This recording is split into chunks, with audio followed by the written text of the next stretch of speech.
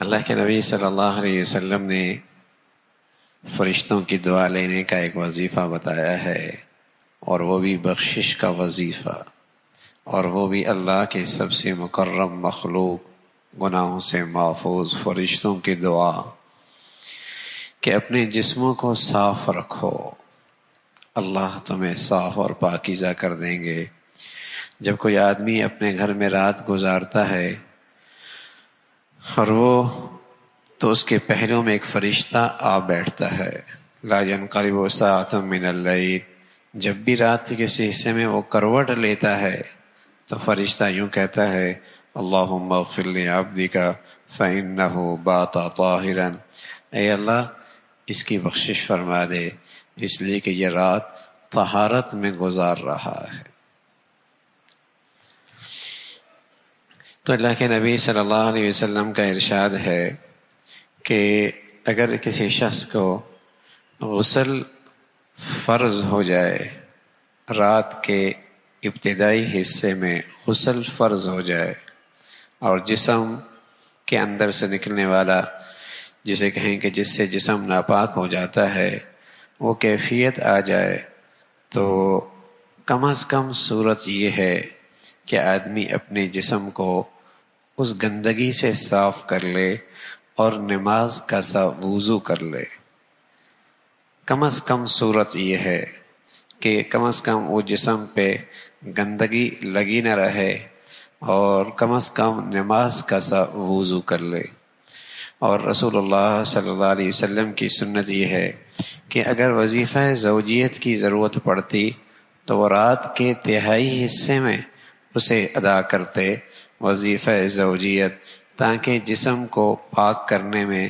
جلدی اور آسانی بھی ہو، اور رات کے آخری حصے کے اندر اپنی جسم کو پاک کر کے اور پھر نماز کا، تہجد کا اہتمام اور دیگر معمولات کا اہتمام فرمایا کرتے تھے۔ لیکن کم از کم درجہ یہ ہے کہ اگر یہ کیفیت رات کے ابتدائی حصے کے اندر ہو تو پھر فرمایا کہ طاہروا ھذی الاجساد، یعنی پھر اس کی صورت یہ ہے کہ آدمی وضو کر لے۔ ورد انہ یستحب الوضوء لمن جامع اہلہ،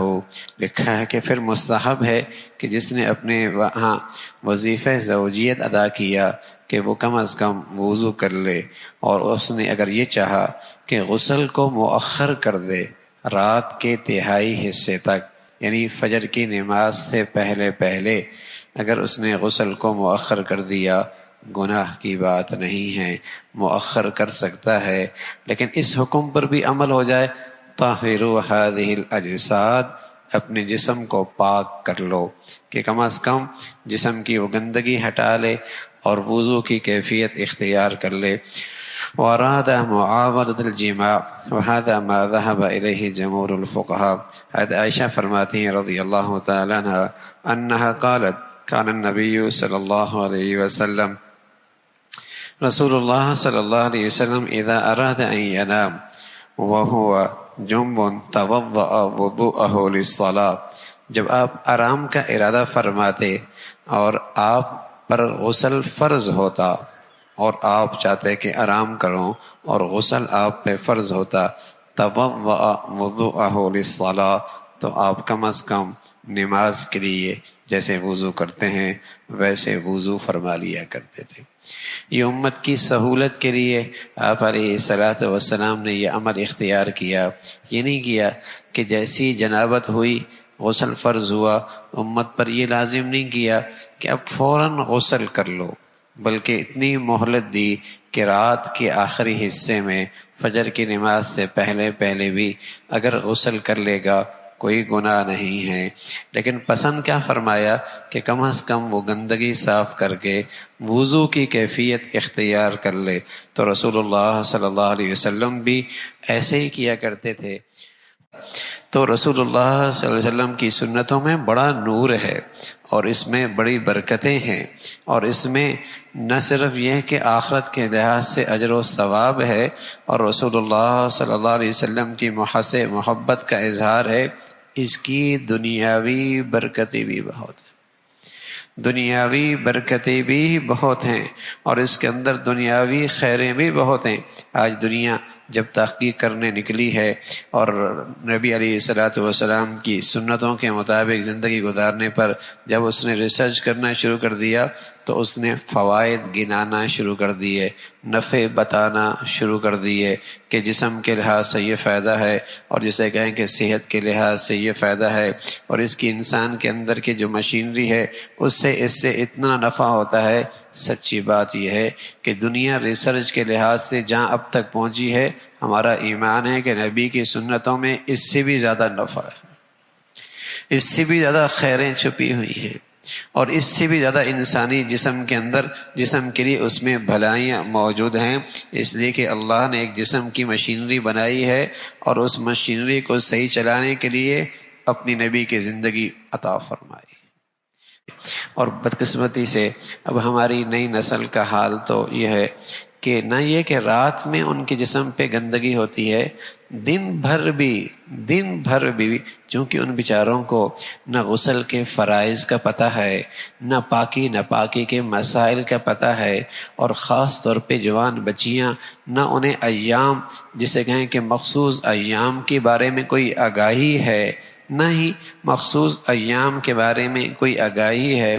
اور پھر دن بھر جسم کی کمزوریوں کا حال یہ ہے کہ قطروں کا بیماری عام ہوتی چلی جا رہی ہے، غذائیں ایسی ہیں، جسمانی اعصاب کی کمزوری ایسی ہے، پھر آنکھوں کی حفاظت نہیں، دل کی حفاظت نہیں، تو یہ قطروں کی بیماری کی اتنی کثرت ہو گئی ہے کہ ہر وقت آدمی ناپاکی میں گزرتا ہے، اور ناپاکی یہ شیطان کی غذا ہے،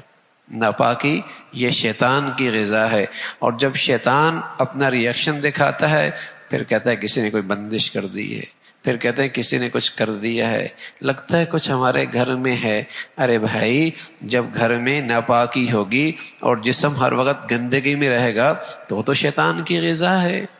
وہ شیطان کی غذا ہے، اور شیطان اپنی غذا لینے کے لیے ہر وقت ساتھ رہے گا۔ اور طہارت اور پاکیزگی، سبحان اللہ، یہ اللہ کے فرشتوں کی غذا ہے، اس سے انہیں راحت ملتی ہے اور آدمی کو ان کا پڑوس نصیب ہوتا ہے اور ان کا ساتھ نصیب ہوتا ہے۔ تو رسول اللہ صلی اللہ علیہ وسلم نے یہ دعا دی، طہرکم اللہ، اللہ تمہیں پاک صاف رکھے۔ اللہ رب العزت بھائی عمل کی توفیق نصیب فرمائے۔